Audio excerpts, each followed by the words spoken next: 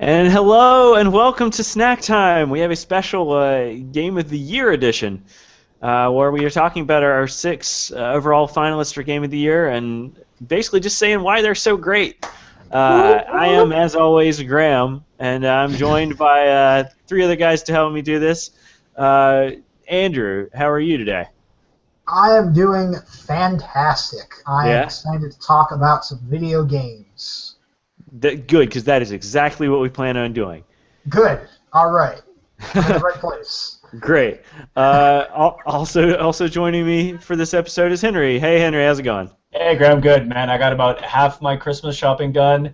I went into EB Games to go look for Captain Toad, and it was a zoo. There was no chance I was even like getting in the door, let alone asking them if they had a copy. So the hunt continues. Yeah. Amiibo Rush is a thing. Yeah, Oh, and big rounding time. out our crews, Chris Ingersoll. How's it going? I don't want to talk about how it's going. Let's talk about games. I'm not Okay. having a good month. With that, let's talk about games or All something. right, let's do it. Yeah. Cool. Video So, games. we are going to jump straight into our first of six finalists. Now we are going by alphabetical order as per Snackbar tradition. And what is that game, Henry? Our first entry in the finalists for Game of the Year 2014 Yep. is Bayonetta 2. Bayonetta 2, a worthwhile entrant if there ever was one. I mentioned earlier Ingersoll and I have been talking about this game for a long time, but then the game's only been out for a few months, so like a month and a half, couple months. But that being said, it's easily one of the best games I've played. Ingersoll, what say you off the start about Bayonetta 2? I think it's nice to see a mature action title by a third party on the Wii U. May end up being the only one. Yes, that is entirely possible. Although it's not, because I got Wonderful 101 last year, so if I get a new Platinum game title every year, I'm all set with that. We're okay with Platinum just being that. For me, I was actually surprised that Bayonetta was 3 years old or even 4 years old. It sort of felt like just yesterday that I had played the game, and to me it was still my all-time favorite action game in terms of its like fluidity, gameplay, all that. I mean, it has all the over-the-top stuff, but then I played 2, and it seemed even better. Is 2 like a massive improvement over 1? As someone who literally did play today in terms of when he played 2, Right. yes. Like, literally 24 hours removed from finishing Bayonetta 1, I played Bayonetta 2, and I noticed right away things that had changed. It seemed like the grading system was a lot more forgiving, Right. and that it no longer penalized you for using items. There were more items to be used. It seemed like the health was a lot more generous between fights. And I'm just like, I think I continued like maybe 2 or 3 times on my playthrough of Bayonetta 2, and I lost track of how many times. Yeah, getting ahead of myself. Lost track of how many times I did that playing the original. That game was hard. Yeah. It was, extremely difficult, but again, at the same time, I never felt like it was unfair. Going back, I played a lot of the massive action titles on the PS2, like God of War and Devil May Cry 3 and stuff like that, and going from Bayonetta to them was really difficult, but the graphics, like, to me, made it harder to see what was going on. I didn't feel like the controls were as fluid, because, I mean, in a scenario like this, where you're fighting 18 different things at once, and you need to dodge with precision timing, and you need to know exactly who to hit and what to hit and when. Like, I felt like the older games kind of handicapped you a little bit. So this one, to me, the technology caught up to the challenge presented to us. So I felt like the fights were really tough, but I was never like, I never wanted to like throw my controller down, except for that one challenge where you have to like beat guys in the air without falling to the ground. The bonus, I forget what the bonus stages are called. Are you talking about the Witch Trials or one of the Muspelheim stages? Yeah, the Muspelheim, that's what it is. And like you had to fall without hitting, but they kept knocking down my pillars, and that's Oh like, yeah, the one with the other pillars. That one was I hard. hated that one. But other than that, I never felt like the game was unfair in that sense. Yeah, I mean, it did some really fun things too with the main narrative, like the one scene with, without spoiling too much, the robot.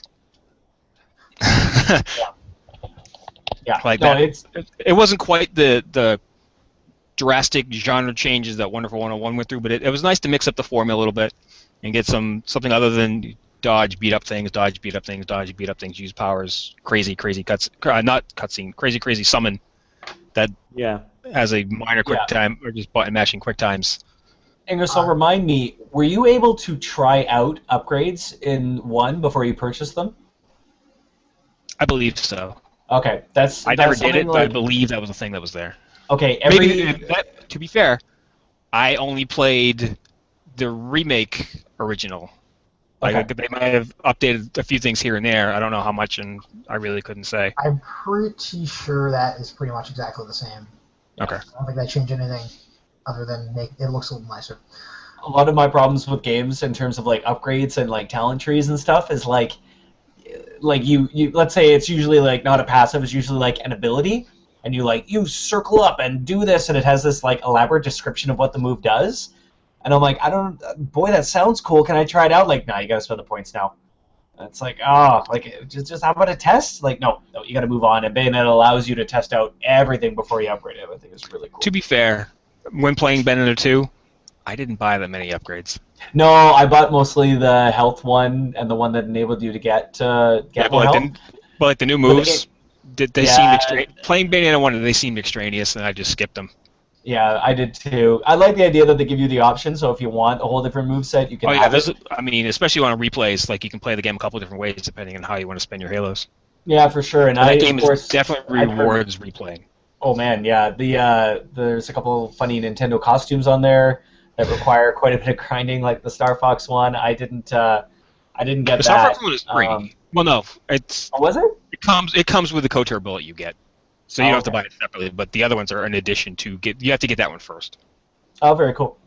Yeah, no, I'm glad. It was funny. I know one of the issues that came out was sort of the presentation and like was this character like over sexualized and all that, and did that distract from the game.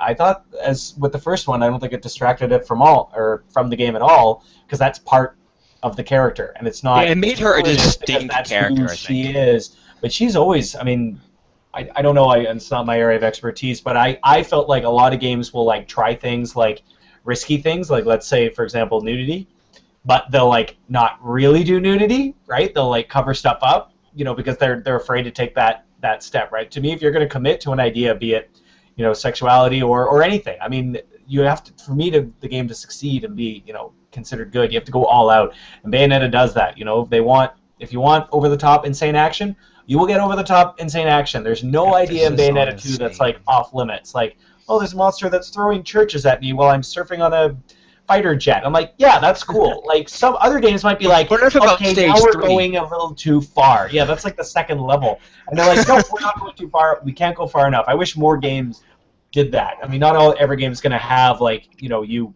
stiletto gun shooting a mystic mage in the face or whatever, but to me, a lot of games like hold back. Right?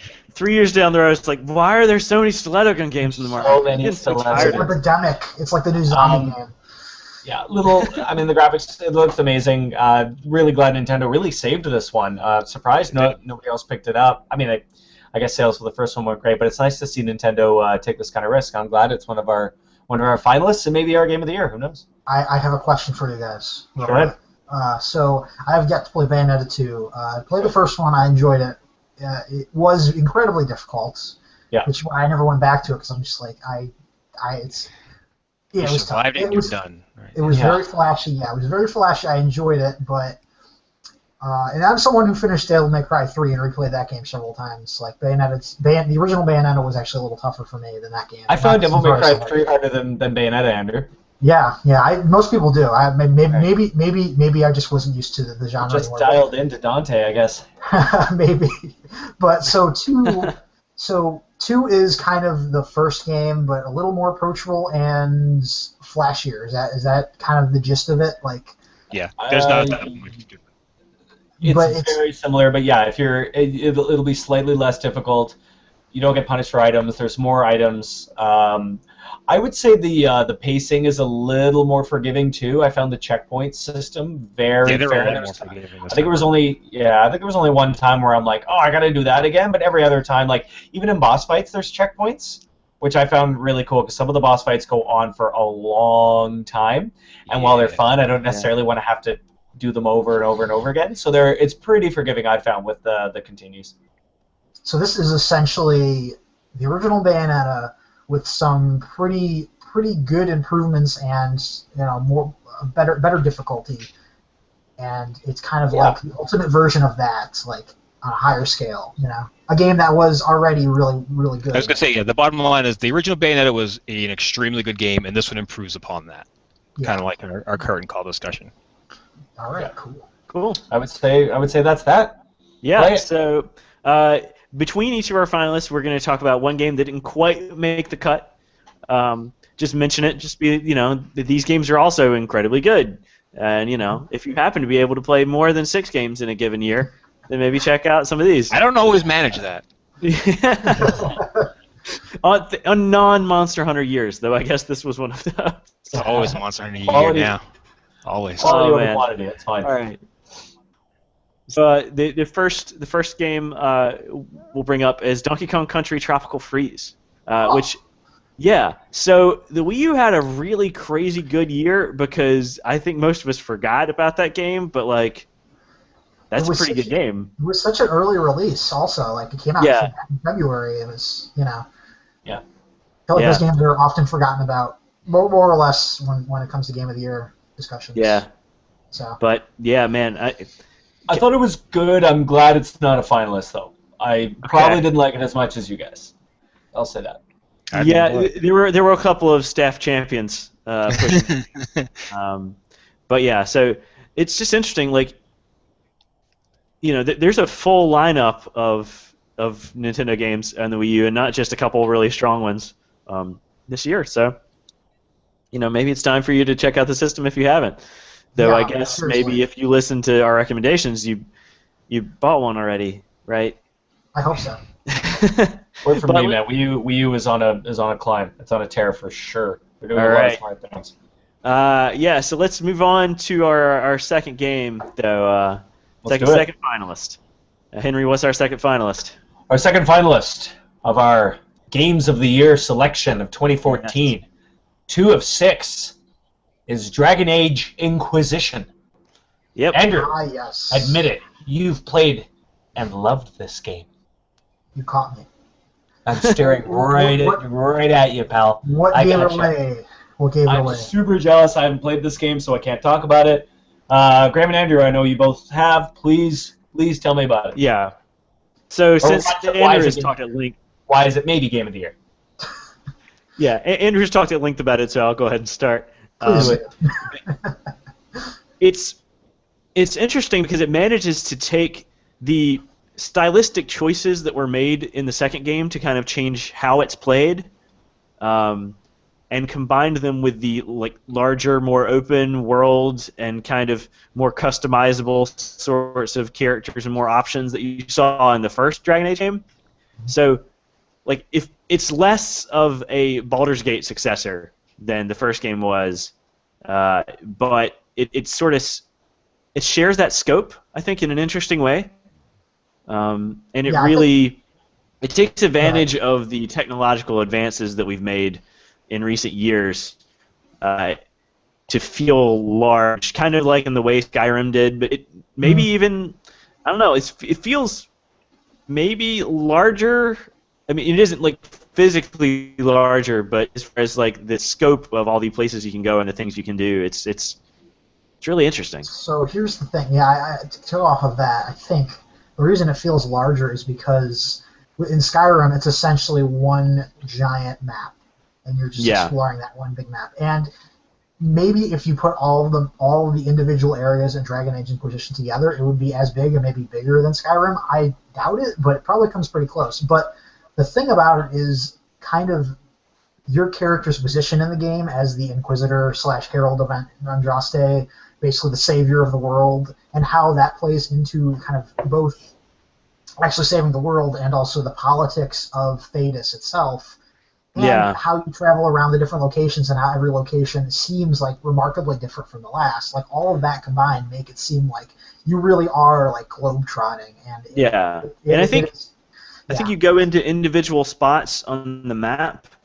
You know, like you go into like picking like going to this city, you don't expect like the hinterlands to be like this. In the hinterlands, I mean, they've made a big deal out of get out of the hinterlands. Actually, Yeah. probably need to go spend more time in the hinterlands, but like that one section of the game is as large as whole games. Like Yeah. that's a map, and then there are other maps. Like there's not just that map. There are other areas as big as the There's one hinterlands. location.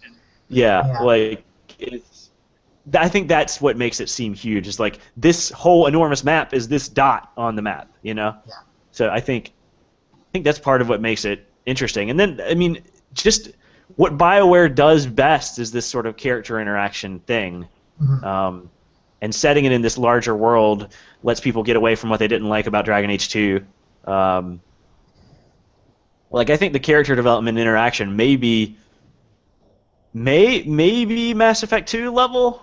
There's a lot For more sure. time to it, you know. For sure. I Um, think like yeah. there is a lot going on with these characters and with their interactions. I think Yeah, there's a lot to touch on in this stuff, but I think like just your main character alone and how you create your character from the get-go, like are you a human or an elf or a dwarf or Kunari, whatever you create, that kind of from the get-go determines how people react to you, both just your party characters or like random like passerbyers, just like that. To me, it was kind of like that in Origins, because again you were this hero type in Origins, but in Inquisition you are literally starting the game out as the hero. Like you're imprisoned at first, but it isn't long before it's obvious that you are the savior, and people look up to you for that. Even if a lot of people don't trust you because you might be an elf, Like for example, my character was an elf. yeah, And elves aren't the most respected race in Thedas, so there are a lot of people that were very, very against me being kind of the one savior of Thedas, essentially. yeah. And the character I used was a mage, so it's very similar. Of like, Yeah, exactly. Mages also Can we not. get another savior? Yeah, exactly. Is there a standby, a backup, minor study, something? Who's on bench? Come on. Yeah, No, but yeah, like imagine if you're an elf mage. That's even crazier. I wanted to. I originally was like, I want to be an elf mage, but the reason I didn't do it was not because I didn't want to play a mage, is because I knew that I would be at a disadvantage in certain situations in the game. And there are actually parts in the game where your race and if you're a mage or not actually factors into your position. Yeah. Like there is a Is specific playing part. elf mage the hardest choice you can make then? I mean, Well, you have advantages and disadvantages, right? Yeah. Like there are it's mostly- situations I've been in where being a mage has actually helped. There are people Yeah, people sure. who are pro mage will trust you more. Yeah. Yeah. And So- it's like it is something that you don't often see in RPGs, even RPGs of this scale, where your base character is like kind of from the get-go determines a lot of the little story beats along the way, and they're not major things. Like the story is for the most part still going to play out the same as it is in Yeah. any BioWare game, but it's the little touches that really helps. And man, this game might have my favorite cast of characters in a BioWare game. Mass Effect 2 right up next to it, but I really like some of the characters in Inquisition. I think that's true. I think they keep around the good characters from the first two games, but also like bring in enough different stuff to keep it interesting. Like Morgan's not really a thing again. Like they kind of told that story, so that's helpful, But Ooh, I liked her.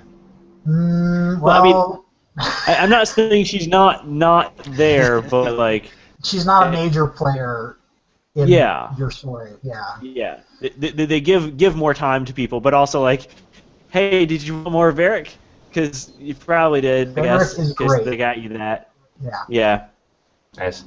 And Yeah. So, Dorian is my favorite character, and Yeah, you're Dorian there guy. yes, Dorian is amazing because specifically well, at first he might be one of those characters that rubs you the wrong way because he's very full of himself. But him, like most of the cast, he's a very broken character, and I think that's why this game excels, is because there's a lot of depth to each character, and it's not just like kind of a tradition. Like it's not just these characters had a bad past, they have bad childhoods. There's more to it, and Yeah, you like can really even you explore go back all and that. look at like the Mass Effect cast, and it's like Yeah, you have just some really straightforward characters. I mean, it's not a problem, but like with that game, there was not as much time to tell the story, so it's like, oh, I'm just too perfect. What will I do in my life because I'm just too perfect of a person? Like, okay, great. thanks, Miranda. Yeah, great. Hi, I'm like, whatever. But there's a lot of time in this game, and be prepared going in. This is a game that you will spend upwards of 100 hours in, unless you just If you really want mainline to it. dedicate yourself to it, yeah. I mean, not even that. Like a 100-hour playthrough is not a 100% playthrough. Yeah.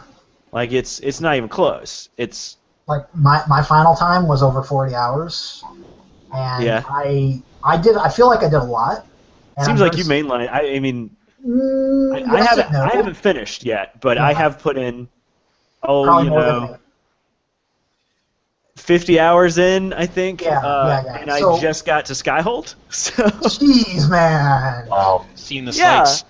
Someone's For those been who don't doing know, some side questing.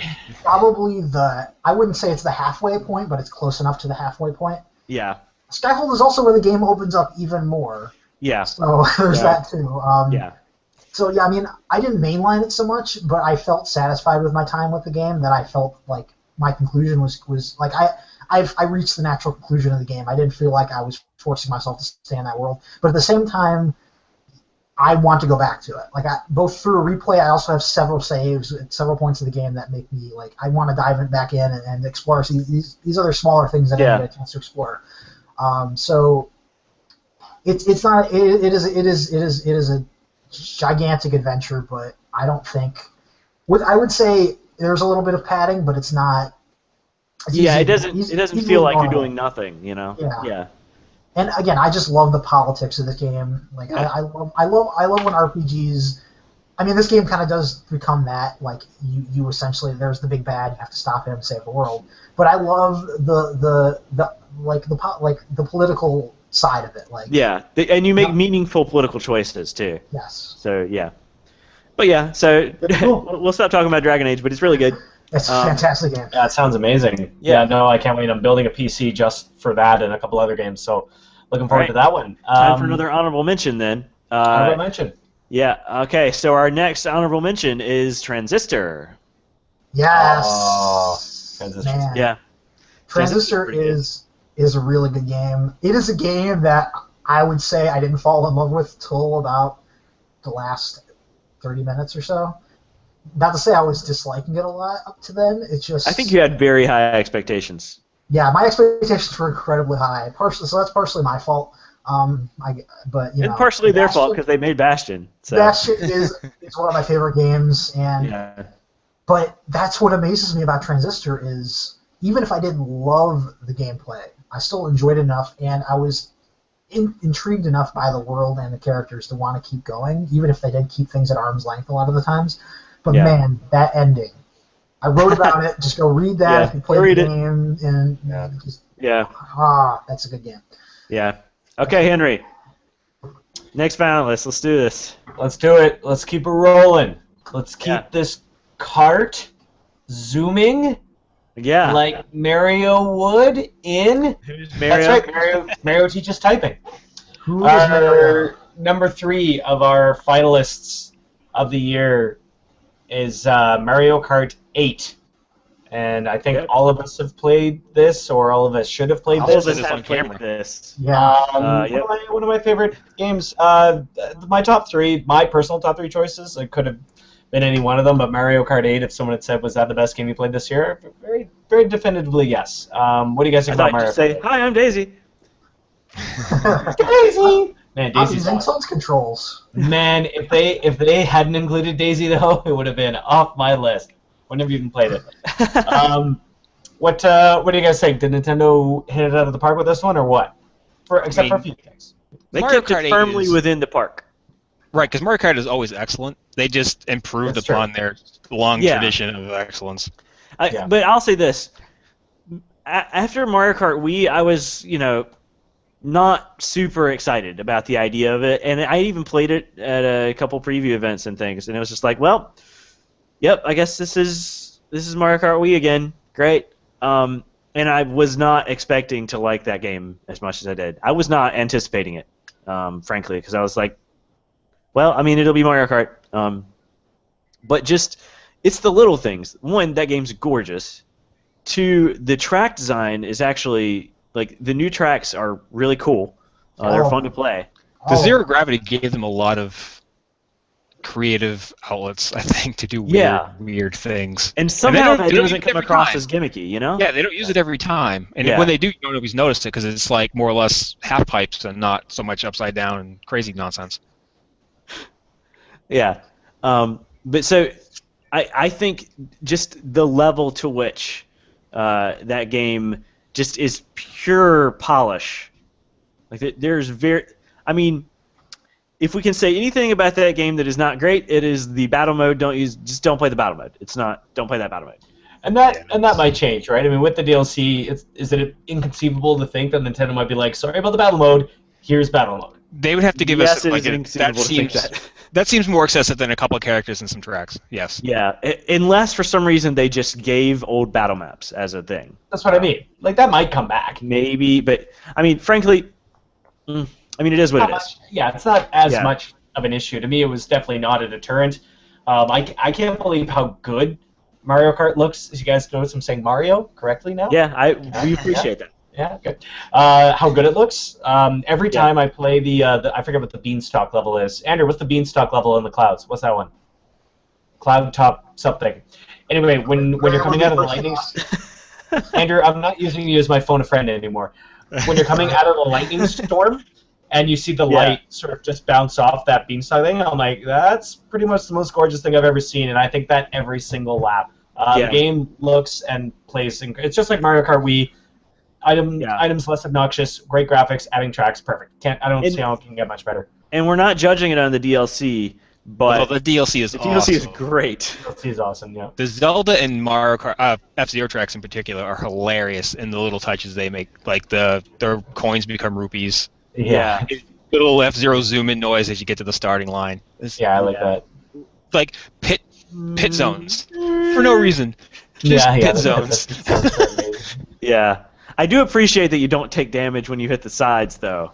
Yeah. And the other tracks are good too.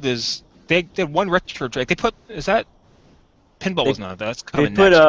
They put Wario's Gold Mine in there. Yeah, that's the one. But like even the just non-crossover, non-retro tracks, like the original tracks. Yeah. They're kind of great. Yeah, I like the dragon. Yeah. Yeah, and then there's the Toad something. It's the like split snow one with the green and yellow horses. That one, like, it's just that's almost a Captain Toad horse, isn't it? Well, no. Although the other fun Captain Toad DLC at some point. No jumps. The other fun thing I liked about the DLC is honestly carting around as Link. Yeah.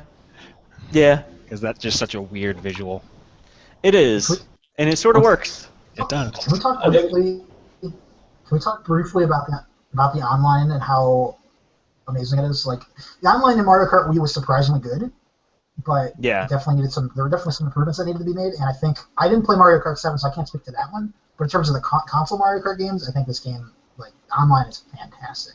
I think there's still one or two improvements they could make. Like being able to make private rooms would be nice. Yeah. But other than that, I mean, by Nintendo standards, it's full featured. By the admittedly low Nintendo online standards, that was pretty good. Yeah, I mean, but it works. It works. You know? Yeah. And we didn't have too many problems with the stream bars. Yeah, I mean... And it works like 8 people, right?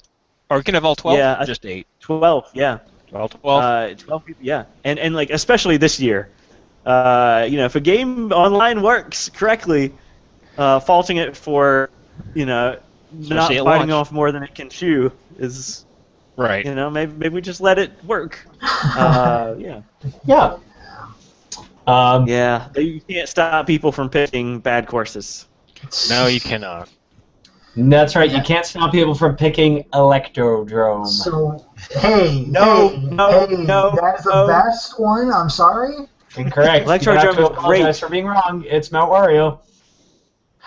Yeah, Or okay, sorry, just Wario's the bad one. Wario. Get out of here. All right, On our that evil card Henry's coming back. We have to move horrible on. note. Yeah, we can move on. Let's talk about another one of our runners up. And Tell me. this one's kind of sad to me that it didn't make the finalists. It's Treasure Tracker Trode, whatever it is. Captain Toad. It's Captain Captain Toad Treasure Tracker. Now here's the thing: the Captain game came Toad. out very late in the year. You got to It think did. that Very, hurt very its late, chances of getting into many people's top tens. Also, I don't think I think think Graham so. and I are the only ones. Graham and I are Otherwise, it would be the only number ones one, right? The only ones who've played it before final Maybe. submissions for Game of the Year. Yeah, Yeah. I might pick mine up with holiday gift cards or whatnot, but I Yeah. wasn't Should. before then. I plan to because it falls within the range of the gift cards I usually get. Yeah. Yeah, there were a couple other guys on staff who managed to play it, but yeah, that's a big problem for games that release in December. But nevertheless, I mean, we had a whole show about Captain Toad as the last episode. And we wrote, so- and there's the review up, and then I also kind of wrote about it for the Game Plus. Yeah. In the span of We have some days, Captain Toad coverage. Yeah. Yeah, go watch that stuff, and actually order Captain Toad. Yes.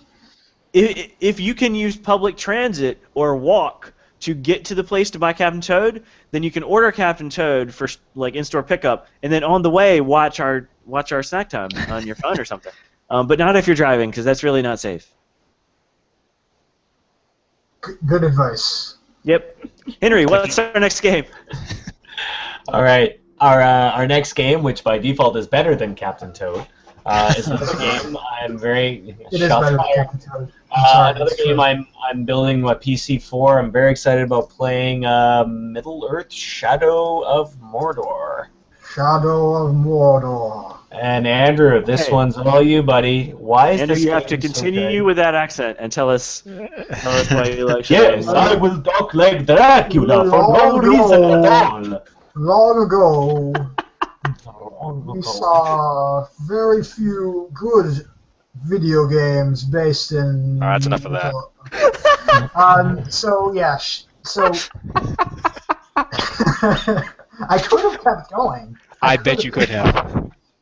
That wasn't even my tree beard. If I wanted to do my tree beard, then we'd be here for a long As time. long as you're not going to unleash your Smeagol, just go. Whoa, what? I like those. Oh, man. Yeah, so I'm gonna get the bad about Shadow of Mordor out of the way first. Get it out of the way. Let's just go. So the story isn't very good. The characters are boring, and it doesn't, in terms of its core mechanics, it doesn't do a ton original. In Give me terms the of- But, man. But nothing. No, that's Have you it. heard It's about this? that game. Yeah, it sucks. Let's move on. So have you heard about this thing called the Nemesis system? Yeah, I have heard about that. So everyone's talking about it for good reason, myself included. So basically, the Nemesis system works like this: you're just running around, you're just running around Mordor, as you do, and then you run into a group of orcs, and then one of them says, you start to fight one of them, and he's like, "Hey, I don't like your face," and then you proceed to fight him, and then maybe he kills I mean, maybe he just doesn't like your face. you. He doesn't. It's yes. Look And at then that face, though. How could he not like that face? How much time did you spend on the character editor with that face? Most There's no, likely. there's no character editor, sadly. Oh. I'm sorry to say. That would be great, though. So then he defeats you. Okay, then you're running around again doing story missions, doing side stuff, whatever. And then all of a sudden, you're fighting a different orc who may also not like your face. And then They're in the middle orcs. of that battle, when you think you got the advantage, your good friend, the other orc, Still hate your face. Strongblood the Crusher, let's say his name is Strongblood Crusher. He shows up. He's like, "Hey, I still don't like your face, and I'm gonna kill you again." So then he tries to Orcs fight are you easy to motivate. Sounds like me today. while you're fighting the other orc, and he just shows up with a bunch of dudes. And because he beat you, he is stronger and he's higher in Sauron's army, which is the orc rankings. And he has fewer weaknesses, etc., etc. So you're probably screwed at that point. But then you should have beaten him the first time. Yes, exactly. And vice versa, if you beat that orc, he'll still come back, but he'll have like a scarred up face, or he'll have a bag over his head, and then he'll be really angry with you. So kind of take that and expand it into a whole world, like a whole open world, and you have Shadow of Mordor, and why I love it. It's because it is a game where you can get out as much as you put in. You almost kind of form your own story based on your interactions. By interactions, I mean fights with these various orcs in Sauron's army, and it is, in my opinion, one of the coolest forms of like dynamic storytelling I've ever seen in the game. Like the actual main narrative of the game isn't that great, but it's not terrible, and it allows you to get new abilities to continue to like have these encounters with Sauron's army, with these orcs, these named orcs, and you take them on based on their weaknesses. You gotta study them up. You like interrogate like lower level orcs to learn more about them and learn their higher ups' weaknesses. And at some point, you get the ability to take over the minds, like essentially make them yours, and you can slowly like turn Sauron's army against him, and in some really cool ways. And I like, again, it does the Assassin's Creed thing where there's a lot of climbing and running around. It does the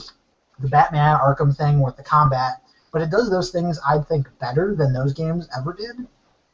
And on top of that, this Nemesis system, it's just like every encounter I had was almost entirely unique in terms of how many of these orcs showed up, who I had on my side, depending on the point in the game I was, and like my history with each of them. And again, it's not super complicated where there's a ton, like either they kill you, or you get away, or they get away, or you kill them. Like there's not that many differences between them, but the variations between the orcs and their weaknesses and their personalities and how those all collide with your interactions with the world, like kind of blew my mind. Like I was expecting it to be cool, like a cool novelty, but it is something I really, really want to see in more games. And that for me is why it is like it is actually my favorite. To spoil my list a little bit, my favorite. Actually, my list will be up by now, won't it? Yeah, this is up in third. My list. You'll know that it's my favorite game, and that's why it's like that. That alone like takes to the top, and that is why I think it is the best game of the year. So, out of curiosity, does this take place before the Lord of the Rings narrative? Yes, it takes. Okay, I believe it takes place between the Hobbit and the Lord of the Rings. Yeah, it takes place when Sauron's kind of gaining power, and you are in Mordor. You are a ranger who is killed, but then brought back because of the elf Celebrimbor, who if you are familiar with the books and stuff, you'll know who that is. And he kind of imbues you with these powers where you never die, and you also have these wraith abilities which make you stronger and faster. That sounds overpowered for a video game. What's that? That sounds overpowered for a video game. Never dying. Well, I mean, you still get defeated, and you have to restart from a checkpoint and what have you. But it's not like you're story-wise you never die, but you still get you have a health bar in that. It's just it's also just a conceit for when an orc kills you, he thinks you're dead, and then you show up again, and he's like, "I thought I killed you, you dumb face," and then you fight him again. The orcs really don't like your face. Such a vain species. Yeah. I don't like their faces either, though, so it's okay. Really didn't know Ben Kuchera did voice acting for this game. Yeah. Inside joke. One thing I will mention about the story and the characters, there is there's an awesome character named Ratbag the Coward, who is an orc who kind of... Not bad enough he's named Ratbag, but he's earned the honorific the Coward. Yes, yes. And he kind of joins your quest to take down Sauron's army, only because it means he doesn't get killed. Yeah, Ratbag the Coward is at the top of my hire list. Yeah, so there's a part of the story where you are taking out orc captains and kind of getting him higher and higher in power, but every time you do, it lasts all of a few minutes, and then they're like, hey, you're actually not that strong and shouldn't be in this position, and then a bunch of people gang up on him, and you have to save him again, and then... But it's funny because that guy's great. He's hilarious. So that's the one. I think one of the one redeeming things about the story, and also its small connections to the overall fiction are really cool. But that's just me being a geek about Lord of the Rings. So Yeah. yeah. Well, cool. That game's also good. Even if you don't like Lord of the Rings, like Middle Earth stuff at all, this is just a really cool action game. So yeah, man, I love it. Love it. Cool. All right. One more finalist before we move on to our next game. And I'm super psyched that it's a finalist. Huh? We're going to do a runner-up? Sorry, yes. One more honorable mention. Yes. Yeah. Is Fantasy Life. I told you guys to play Fantasy Life already a lot. And I did. So. Yeah. Still haven't got there. I haven't touched it. Sorry. I have. I put about 50 hours into it. I'm going to tell you this right now, Graham. Before you briefly talk about how good Fantasy Life is for like a minute or less. Yep. I just don't think I like that game. I'll like that game very much because it seems like the kind of game that I just wouldn't like. Because it's on a handheld. Yes, exactly. It's a handheld game, and I hate those. Yep. I haven't put any of them in my top 10 before at any point. I just like that style of game. To me, seems really. It seems like exactly your kind of game, which is why it is exactly my kind of game. Yes, you're right. And not my kind of game at all. So tell us why it's so good, briefly. It's because it combines this sort of just kind of living in a world like Animal Crossing kind of thing, with the like level 5 latent sort of charm in the world. It was put together by the one-time developers of Mother 3. It's a lot of competent people putting together this thing, but there's more of a game to it than that. It almost has like, as far as formulas go, it's closer to something like Rune Factory. Mm-hmm. But it's like Rune Factory developed by Level 5 and the Mother 3 people, which basically means it's better than Rune Factory by default. Yeah, and there's just so much more you can do. The Rune Factory team can only put in, you get to go attack monsters, and then you get to also farm. Like, that's kind of the things you can do.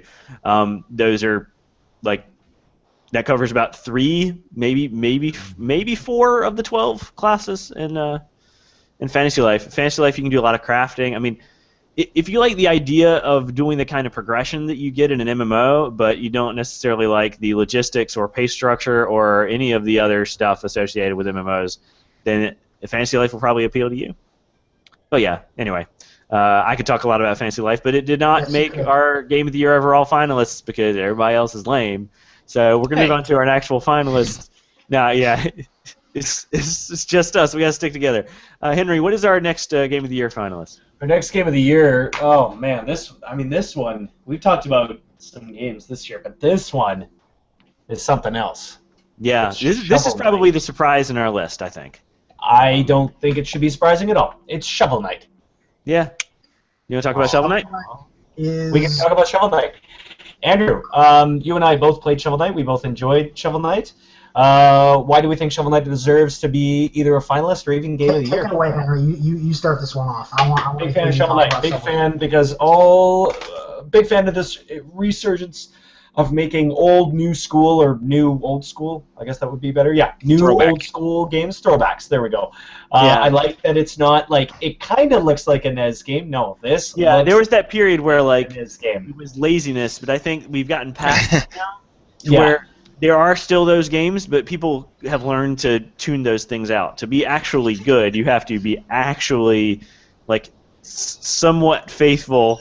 That's right. Even Shovel Knight, like whatever, it's widescreen. It's it doesn't do all that sprite flicker, but besides that, it did. The only thing I read or the only thing I could remember is something about parallax scrolling or something. They cheated like a tiny bit, but the audio and almost every part of the game is basically purely what the NES could do. And I think they have like a little bit more color depth or something like that. But yeah, I think you're right. Yeah, I mean those kinds of things are forgivable because I felt like myself when I was 8 or 9 years old in my bedroom playing the Nintendo again. It felt like such a magical journey, very great, sort of a grand dip into nostalgia.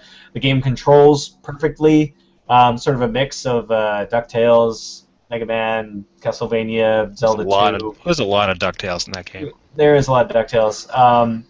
And all for the better. And actually, surprisingly, I found very good storytelling / emotional moments. The dreams, where he's like just about to catch, his is it Shield? I think Shield Knight. Shield Knight. Shield Knight, Yeah. I found very powerful, and like how he just wakes up at the base of a tree in the morning.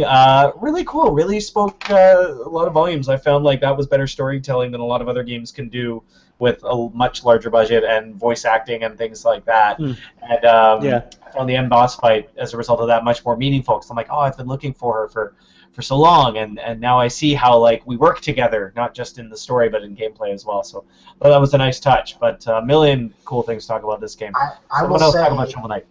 I will say, I think yes, this game is very heavily steeped in nostalgia, and it will definitely like hit those notes for people who grew up with those games. Yeah. I don't think that's necessarily the only reason why we love it. I mean, if we didn't have those nostalgic glasses on, if we weren't like so tuned to that era, it's still just a remarkably well-designed platform with excellent level design and fantastic music and amazing boss fights, and it is just start to finish a really, really fun game, and more so than I think any other indie game I played this year. Just pure in terms of pure fun, like it nails that just about every way, and Good.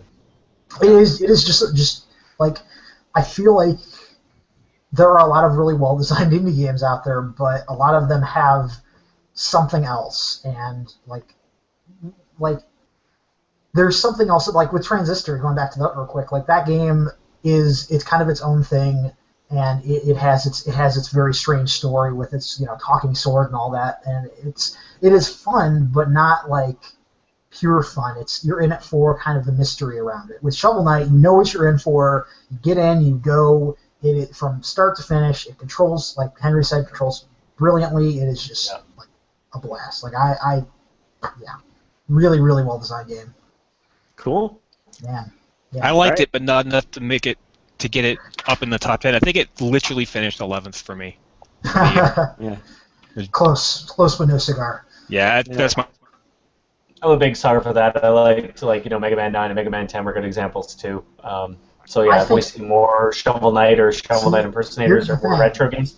I think Shovel Knight does the Mega Man thing better than those Mega Man games did. Oh, interesting. And I love those Mega Man games, but yeah. Oh, they're all good. It'll be interesting to see if we start seeing I guess throwback games that look just like Super Nintendo games. Like I know we've seen some of that. There are a few that are coming. One specifically that's hitting the SNES spec is a game called Anne, A-N-N-E. Yes, that game looks great. It's trying to basically be like a Super Metroid-ish kind of game. But yes. Anyway, but let's talk about our final honorable mention real quick before we get to our sixth Game of the Year finalist. Our final honorable mention is something maybe a little different. Maybe some people missed out on this earlier in the year, but it is Valiant Hearts: The Great War. Oh, I wanted to play this one. I didn't get a chance to. Yeah. You would have loved it, Henry. Well, I'm still planning on playing it, but you will love it then. Good. No, I'm looking forward to it. I guess in short, it does for war games what you rarely see in video games. Like it is very respectable of that time period in time, and despite its kind of like cartoony visuals and sometimes silly moments, it is really grounded and it's actually a more realistic interpretation of war than all the photorealistic interpretations. Yeah, like Medal of Honors and Call of Duties and what have you. Yeah, it's really good. And again, I actually learned a lot from that game. It was a World War I game, not a World War II game, too, right? Right. Yeah. Which is something, again, you don't really see that. Subtle differences, but different enough. It's weird when we French don't see warfare. World War I games, but you could hardly say that the war video game genre is respectful, but it's nice to see that a game sort of takes it at a different angle. Yeah. Okay, so let's get to our sixth and final finalist. Man, really should have avoided that. Henry, what is it? Are we saving our best for last? No surprise here. It's Super Smash Brothers for the Wii U. Super Smash Brothers for Wii U. Okay, I wasn't sure if we were including Not the for 3DS. The 3DS version is the same thing. No, it's not. Incredible. Well, no. It's so it's Smash Brothers for the Wii U. Not the same game. I don't plan on getting the 3DS version, largely because I don't think you can play 8 players on the same screen on a 3DS. Cannot. But you can use your 3DS when doing that on the Wii U if you really, really want to. I can't imagine why, but you could. Maybe if you don't have the number of controllers. That would be the only reason.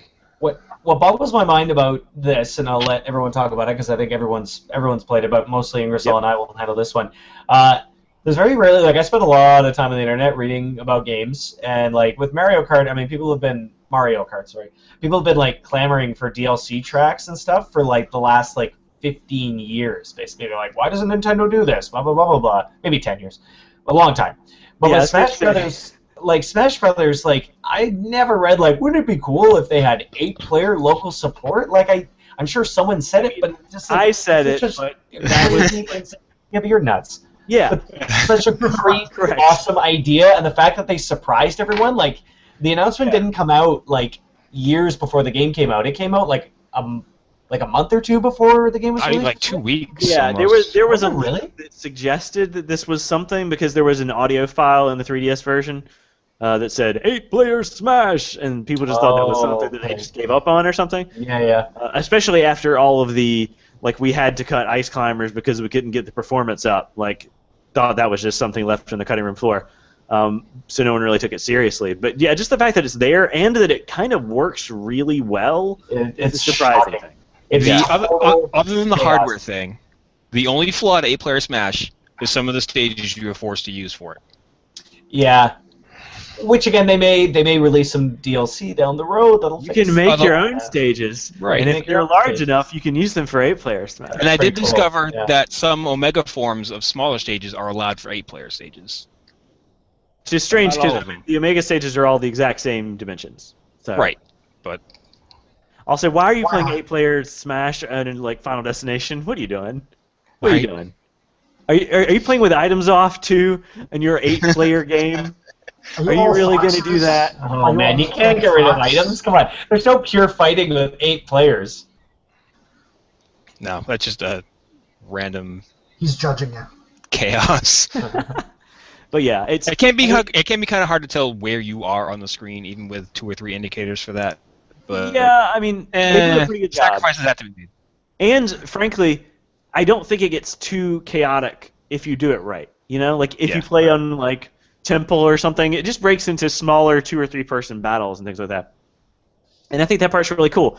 Also, my favorite thing is the sort of possibility it opens up in team play. You can do 4 on 4. Or you can do 4 versus 2 versus 2. Yeah. Yeah. One thing we did is player and amiibo versus player and amiibo versus player and amiibo, player and amiibo. That's a really cool setup too. That seems like fun. Yeah, because you can train your amiibo as your tag team partner. So there are just so many things that can do. And also, hey, there's another 90% of that game too. Right. That's the best thing about this game is how do you want to play Smash Brothers? You can play it that way. Yep. They just on option upon option upon option. But guys, I really like Subspace Emissary. Then pick up Brawl. Yeah, he did not go away. He can still do that. That's fine. I don't. In fact, you can play it on your Wii U if you really want to. I do miss the cutscenes, but that's not it. Yeah, the introduction videos are similar. Yeah. But instead of Subspace Emissary, you can have co-op events. I love the events. You can have 4 players in the stadium games. Yep. Yeah. And Smash Tour is actually surprisingly fun. I was worried that it would be kind of like this throwaway Wii Party U kind of board game where it's just random stuff happens, but there's actual strategic stuff. I really need to play that because I need to beat all the challenges, and I'm nowhere close, and a lot of them have to do with Smash Tour. I haven't even tried it yet. Yeah. One thing though, boys, make sure you save those hammers, because I know from previous Smash Brothers that if you use those hammers early, you're going to be like, oh, why didn't I save a hammer for this event? It is impossible. At least it tells you up front which ones you can't hammer. Yeah. Oh, there's some you can't hammer? Yes. Oh, no, I bet they're hard. Like most of the ones involving like the 100-man melee, you Oh, can't hammer. God. Yeah, Yeah, the 100-man melee in 3 minutes is tough. It just pops up and says it's not hammer time, and you're just like, oh, okay. What? Come on. That's mean. I was going to cheat. Yeah. Ooh. But yeah, so those are our finalists, you guys. Those are all great games. Man, yes. You have to check out the site. If you're watching this when we post it, it's tomorrow. Tomorrow is when we talk about our overall winner. But really, they're all winners. Hey. You should play all those games. They're all winners in our heart, Yeah. including the runners-up as well. The honorable mentions are worthwhile as well. So we had 4 out of 6 were Nintendo games this year. They're all Wii U games, right? Technically, 3 out of 6 are Nintendo games. One of them happens to only be on Wii U Nintendo exclusive. platforms. Well, Right. until next year. It's coming to PS4 and Vita and Shovel Knight. Yeah. Oh, Also Shovel Knight. PC. Okay. And also, But, yes, it's on PC. Yeah. But this is like yeah. the first year in a while we haven't had a legit 3DS entry. Yeah, and I mean, we had Fantasy Life, so that's you guys' fault. But as much as I really liked playing my 3DS this year, last year was the year of the last year 3DS. Way stacked on 3DS. Man, and I think this year also there were a lot of really quite good 3DS games, but none of them kind of rose above the rest. Like Yeah, The Wii U just had such a strong year. Yeah. None of my 3DS games cracked my top 5. Yeah, well, like for example, this year we had Fantasy Life, we had Smash, we had Bravely Default. Right. We had some strong games. Theatrhythm. Omega Ruby and Alpha Sapphire were a lot better than I was expecting them to be. Yeah. Persona Q. Sure. Yep. Persona Q released on the system this year.